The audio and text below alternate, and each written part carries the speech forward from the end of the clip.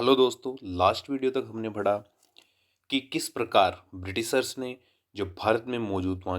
यहाँ पे मौजूद स्टेट्स थे उनको कैसे अनेक्स किया, कैसे उनके साथ कॉन्क्वेस्ट की और किस प्रकार से क्या क्या पॉलिसीज थी जिनकी वजह से या फिर जिनके माध्यम से उन्होंने भारत को ऑक्यूपाई किया या भारत के स्टेट्स को, भारत के जो रूलर्स थे उनको अपने अंडर कंट्रोल में लिया। और किस प्रकार वो सभी जो रूलर्स थे जो अपनी सॉवर्निटी के लिए लड़ा करते थे, उन्होंने अपनी सॉवर्निटी को ब्रिटिशर्स को सौंप दिया और उसने अपने सभी जो रिलेशंस थे, सभी प्रकार के जो राइट्स थे और सभी प्रकार के जो अपने पावर्स थे वो ब्रिटिशर्स के हाथ में सौंप दिया। उसके बाद आज हम पढ़ेंगे कि अब जब सभी भारत के सभी राज्यों को वो अपने कंट्रोल में ले चुके थे, उसके बाद में जो भारत के पड़ोसी देश थे उनके साथ उनके किस प्रकार के रिलेशंस थे, उन्होंने उनको कैसे अपने जो उनके ट्रेड है और भी उनकी जो कुछ अलग पावर्स थे उनके लिए उन्होंने कैसे अलग कंट्रीज़ को मजबूर किया और कैसे उनके ऊपर कॉन्क्वेस्ट की, इसके बारे में हम आज पढ़ेंगे। तो हम सबसे पहले शुरुआत करते हैं फर्स्ट कंट्री भूटान के बारे में, जो कि हमारे ईस्टर्न हिमालय की तलहटी में स्थित एक छोटा सा कंट्री है। जहाँ पे हम आगे बात करें जिसके नज़दीकी स्टेट्स के बारे में बात करते हैं तो हमारे एक सिक्किम है, एक तरफ अरुणाचल प्रदेश है और एक तरफ हम बात करते हैं उसकी असम है। हम नेक्स्ट बात करते हैं कि जब इंग्लिश थे वो 1816 तक असम में उनका उनका ऑक्यूपेशन हो चुका था। इस कारण उनकी जो बॉर्डर्स थी वो भूटान के साथ डायरेक्ट कांटेक्ट में आ चुकी थी और वो सभी लोग अब भूटानीज और जो ब्रिटिशर्स थे उनके बीच में एक दूसरे के साथ किसी न किसी प्रकार से जो उनका विरोध था या विद्रोह था वो होने की संभावनाएं ज़्यादा हो चुकी थी। इसलिए अब हम नेक्स्ट बात करते हैं इस कारण जब इनमें बीच में कुछ गड़बड़ होती हुई और या फिर किसी प्रकार की वॉर्स हो रही, रॉबरी होती रही, तो इस वजह से इन दोनों के बीच में ट्रीटीज हुई।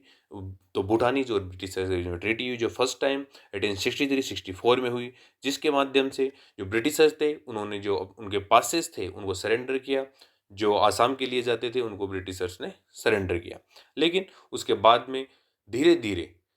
जब ब्रिटिशर्स को लगा कि अब हम इसको कंट्रोल में ले सकते हैं तो उन्होंने उन पासेस का अनेक्सेशन किया और उसके बाद में 1865 तक भूटानीज को जो उनके पासेस थे असम के लिए जाने वाले उन पासेस को सरेंडर किया और उसके लिए उन्हें एनुअल सब्सिडी मिली। तो इस प्रकार जो भूटानीज और अंग्रेजों के बीच में जो रिलेशंस थे वो काफ़ी हद तक ठीक रहे, उन्हें ज़्यादा परेशानी का सामना नहीं करना पड़ा। हम नेक्स्ट बात करते हैं नेपाल के बारे में, एंग्लो नेपालीज रिलेशंस के बारे में, जहाँ पे हम बात करते हैं वहाँ पे जो गोरखा पीपुल्स हैं वो रहा करते हैं। वो उस समय वहाँ पे जो गोरखा रूलर थे वो थे रंजीत मल्ला, जो कि नए किंग वहाँ के बने 1760 में। उसके बाद में हम नेक्स्ट बात करते हैं, लेकिन रणजीत मल्ला थे वो एक्सपेंशनिस्ट दिमाग के इंसान थे, उन्हें अपनी उनकी एक्सपेंशन पॉलिसी थी। लेकिन वो क्या क्या है कि उनके जो नॉर्थ की तरफ हम बात करें तो नॉर्थ की तरफ स्थित है चाइना, और चाइना जो कि तिब्बत है, तिब्बत चाइना का एक पार्ट है।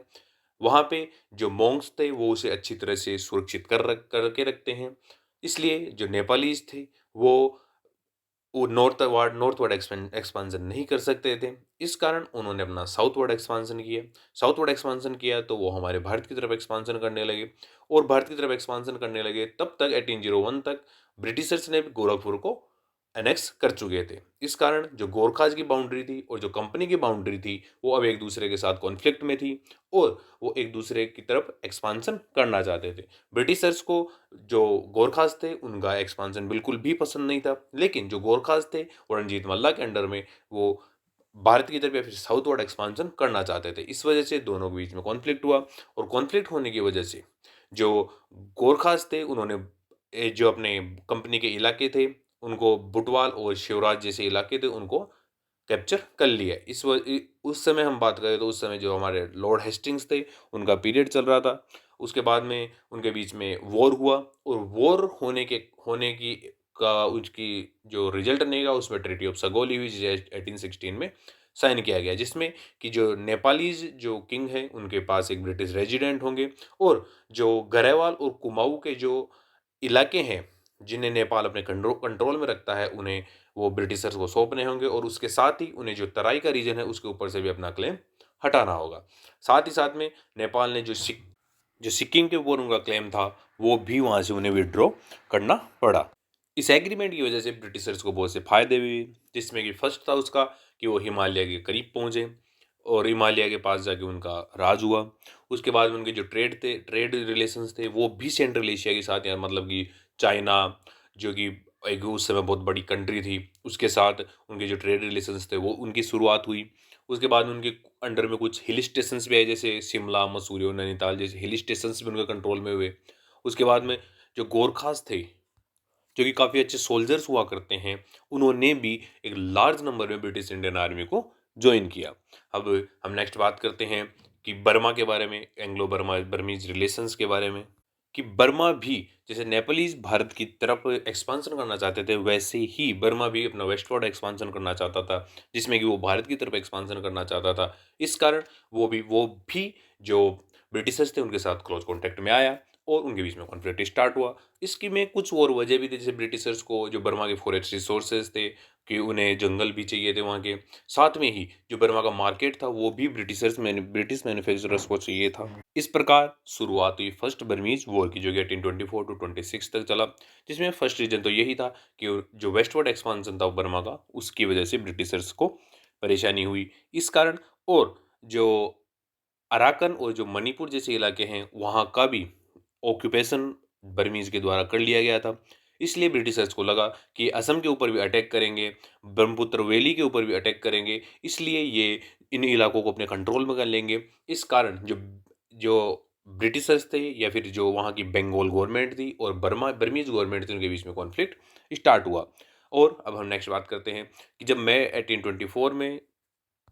ब्रिटिशर्स ने बर्मा की जो कैपिटल है उसे रंगून को भी उन्होंने ऑक्यूपाई कर लिया, या फिर उसके पहले के या उसके 72 किलोमीटर्स पहले के एक एरिए एवा को ऑक्यूपाई कर लिया, जिस वजह से उन्हें बर्मीज को भी अब डर लगने लगा। इस कारण उनके बीच में हुई ट्रीटी ऑफ यांडाबू, जो कि 1826 में साइन किया गया, जिसमें उन्हें वार कंपेंसेशन के रूप में 1 करोड़ रुपीस देने पड़े थे ब्रिटिशर्स को। साथ में हुई उन्हें अपने जो कोस्टल प्रोविंस थे, जिन्हें अराकन और तेनसरीन कहा जाता है, उनको भी ब्रिटिशर्स को सौंपना पड़ा था। साथ में ही उन्होंने जो इंडिया के या फिर भारत के ब्रिटिश इंडिया के जो कुछ इलाके थे, जिसमें असम, छाछा, जयंतिया, इन इलाकों के ऊपर से भी अपने क्लेम्स को अबंडन करना होगा कि ये अब उनके इलाके नहीं है, ये उन्हें बोलना होगा। साथ में ही उन्हें मणिपुर को एज इंडिपेंडेंट स्टेट रिकॉग्नाइज करना होगा और उसके साथ उनकी जो कमर्शियल ट्रीटीज़ हैं उनके साथ ब्रिटेन के साथ उन्हें नेगोशिएट करना होगा, क्योंकि ब्रिटिश मर्चेंट्स चाहते थे कि बर्मा के साथ कॉमर्शियल रिलेशंस बने। उसके बाद में जो ब्रिटिश रेजिडेंट था उन्हें अवा में रखा गया, ताकि वो वहाँ के जो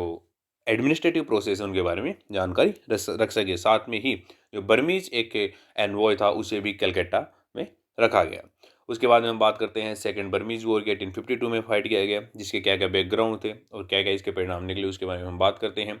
उस समय लॉर्ड डलहौजी थे, क्योंकि वो 1848 से लेके 1856 तक भारत में रहे। हम उनके बारे में पहले ही पढ़ चुके हैं कि वो भारत में अपनी डॉक्ट्राइन ऑफ लैप्स की नीति अपना चुके थे। इसलिए वो फिर से वही बात कि वो एक इम्पीरियलिस्ट दिमाग के एक जनरल थे। वो चाहते थे कि उनका पूरा कंट्रोल बर्मा के ऊपर हो, इसलिए उनकी जो उन्होंने उन्होंने आगे जाके ब्रिटिश मर्चेंट्स के लिए और जो ब्रिटिश लोगों के लिए उन्होंने बर्मा के ऊपर एनेक्सेशन करना चाहा। ब्रिटिश मर्चेंट्स को जो बर्मा में स्थित टिम्बर रिसोर्सेज हैं वो भी चाहिए थे, इसलिए लॉर्ड डलहौजी ने बर्मा के ऊपर सेकंड वॉर या फिर से अटैक करने के बारे में सोचा। साथ में ही ब्रिटिशर्स ने जो उनका एक बर्मीज का एक इकलौता बचा हुआ कोस्टल प्रोविंस था पेगू, जिसे भी ऑक्यूपाई कर लिया। इस वजह से शुरुआत ये सेकंड बर्मीज वॉर हुआ और उसमें बर्मा की डिफीट हुई। हम आगे नेक्स्ट बात करते हैं थर्ड बर्मीज वॉर की, जो कि 1805 में फाइट की गई, जिसमें कि जो वहाँ के बर्मा के पुराने किंग थे भिंडान, उनकी डेथ हुई और उसके बाद में उनके बेटे थिबो उन्होंने उन्हें सक्सीड किया, नए वो किंग बने। तो उन्हें ब्रिटिश मर्चेंट्स जो वहाँ पे रंगून में मौजूद थे या फिर लोअर बर्मा में मौजूद थे, जो ब्रिटिश मर्चेंट्स थे, उनके साथ उनका बिहेव अच्छा नहीं था। थिबो का बिहेव अच्छा नहीं था, वो दूसरे मर्चेंट्स को प्रेफरेंस देते थे। इस वजह से जैसे कि दूसरे मर्चेंट्स की हम बात करें तो जैसे फ्रांस, जर्मनी, इटली, इनके साथ भी थी वो ट्रीटीज नेगोशिएट कर रहे थे। इस वजह से ब्रिटिशर्स को लगा कि ये हमारे साथ गलत बिहेव कर रहा है, हमारी ट्रीटी हो चुकी है पहले से भी, फिर भी ये लोग हमारे साथ गलत बिहेव कर रहे हैं। इस कारण उन्होंने उनके ऊपर थर्ड या फिर तीसरी बार अटैक किया, जिसमें कि जो इसमें मंडले जो कि एक फ्रेंच टेरिटरी हुआ करती थी उस समय, उसके साथ रेल लिंक बनाने की भी बात चल रही थी। उसके बाद जो 1885 में भारत में मौजूद वाइसरॉय थे डफरिन, उन्होंने अपर बर्मा और उसके ऊपर अनेक्सेशन और या फिर उसके ऊपर इन्वेजन या फिर फाइनल अनेक्सेशन के लिए ऑर्डर दिए, ताकि वो अब बर्मा को ज़्यादा छूट नहीं देना चाहते थे, बर्मा को अब सीधे ब्रिटिश इंडिया के कंट्रोल में लाना चाहते थे, फिर ब्रिटिश इंडिया का एक पार्ट बनाना चाहते थे। लेकिन जब ब्रिटिशर्स वहाँ पे पहुँचे तो उन्हें जो बर्मा की जो गुरिल्ला फोर्सेस थी या फिर गुरिल्ला अपराइजिंग की वजह से बहुत ज़्यादा सामना करना पड़ा, बहुत ज़्यादा परेशानी का सामना करना पड़ा। इसलिए और उसके साथ ही जो बर्मीज़ नेशनलिस्ट थे, उन्होंने इंडियन नेशनल कांग्रेस जो कि 1885 में ही बनी थी, उसके साथ भी उन्होंने ज्वाइन किया उसके बाद में, ताकि वो अपने जो बर्मा के जो इलाके हैं उनको इंडिपेंडेंट करवा सके, उनको अपनी एक सोवर्निटी के साथ वो वहाँ पे रह सके। उसके वजह से जब धीरे धीरे जो ब्रिटिशर्स थे, उनको ब्रिटिशर्स और इंडियंस के बीच में जब उन्हें लगा कि ये अब एक दूसरे के साथ मिल के हमें बहुत ज़्यादा परेशान कर सकते हैं,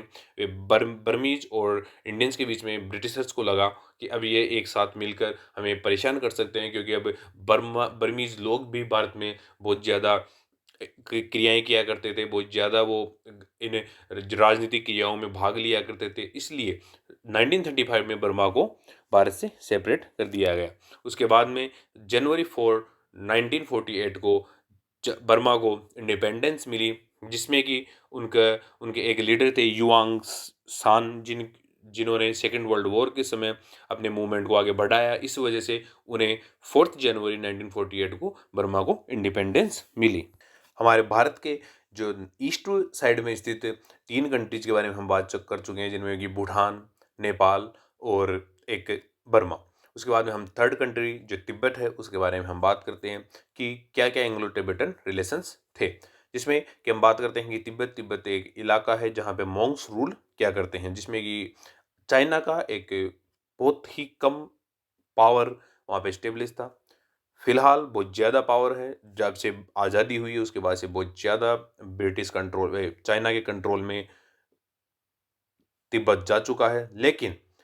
पहले इसका एक नॉमिनल सुजेरेनिटी हुआ करती थी, जिसकी वजह से लेकिन अब ब्रिटिशर्स चाहते थे कि जो तिब्बत है उसके साथ भी फ्रेंडली और कॉमर्शियल रिलेशंस बने, ताकि जब उन्हें नेपालीज के साथ उनके रिलेशंस अच्छे हुए तो उन्हें लगा कि अब हम इस सेंट्रल एशिया के साथ अच्छी तरह से व्यापार कर सकते हैं, मतलब चाइना के साथ अच्छी तरह से व्यापार कर सकते हैं। लेकिन बीच में तिब्बत होने की वजह से वो चाहते थे कि तिब्बत के साथ भी उनके फ्रेंडली और कॉमर्शियल रिलेशंस बने, जिससे कि वो अपने ट्रेड को आगे बढ़ा सके। लेकिन ये एक अच्छा या फिर सीधा रास्ता नहीं था, और जब करजन भारत में आए तब ये डेडलॉक और भी ज़्यादा बड़ा हुआ। लेकिन धीरे धीरे जो लहासा है तिब्बत की कैपिटल हुआ करती है, उसमें रशियन इन्फ्लुएंस बढ़ने लगा, क्योंकि जो चाइना है, चाइना में भी रशियन इन्फ्लुएंस था, इसलिए वो रशियन इन्फ्लुएंस तिब्बत में भी आने लगा। उसके बाद में हम बात करते हैं कि जब जो करजन थे उन्होंने जो एक गुरखा रेजिमेंट थी, जिसको कॉलोनल